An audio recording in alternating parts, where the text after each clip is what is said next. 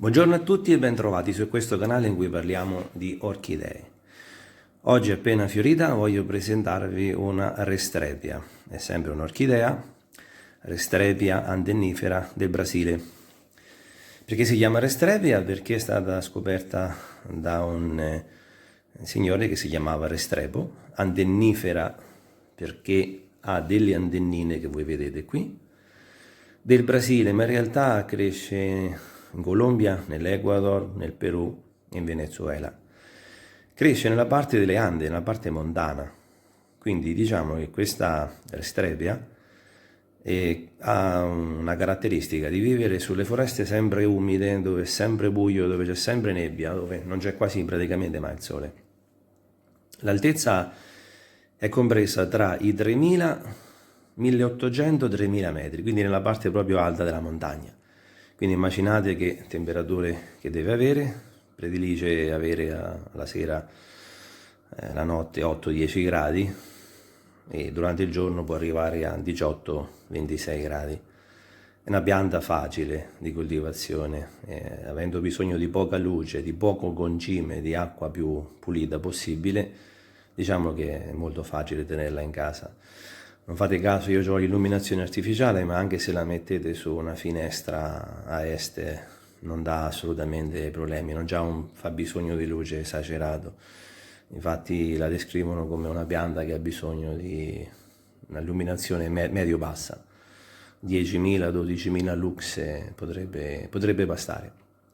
Il fiore cresce dalla base della foglia, proprio dalla base, cresce dietro la foglia. Quelli che vedete che pendono giù in basso sono fiori vecchi, diciamo che è una pianta che fiorisce tranquillamente a ciclo continuo, fa parecchi fiori, diciamo anche che è una pianta che cresce molto velocemente, quindi nel giro di poco acquista dimensioni notevoli. E abbiamo detto che cresce sulle foreste umide, vi abbiamo detto che è una pianta epifita. Abbiamo detto che è una pianta che ha bisogno di un'umidità ambientale di intorno ai 60-80% di umidità. Io la coltivo in fibra di cocco, precedentemente stava coltivata in sfagno. Lo sfagno è un substrato molto usato e mantiene tanta umidità e ha la caratteristica di far stare la pianta più o meno alla stessa ambiente, la stessa umidità che avrebbe in natura. L'unica cosa dello sfagno è che i primi mesi, il primo anno mantiene benissimo la sua struttura, poi passato questo periodo tende un po' a compattare, a cambiare colore, quindi ha bisogno di continui risvasi. Ve la presentavo proprio coltivata in fibra di cocco perché mi ci sto trovando bene come substrato, non dà assolutamente problemi, mantiene molto bene l'umidità. E come la bagno praticamente quando vedo che il substrato sulla superficie cambia colore, diventa marrone chiaro, allora significa che la pianta ha bisogno di ricevere acqua.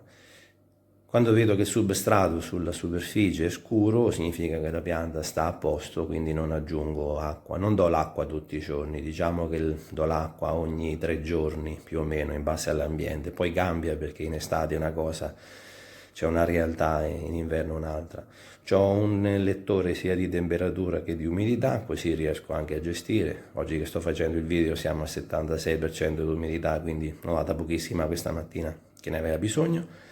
Una pianta molto facile, dà soddisfazioni, ve la consiglio, il fiore è spettacolare, è carinissimo, proprio particolare come pianta rispetto alle altre, proprio per queste antennine che porta, e ve lo consiglio. Se potete trovarlo presso i vari vivaisti che vendono orchidee, se ne trovano, ce ne sono molte specie all'interno, con molti fiori particolari.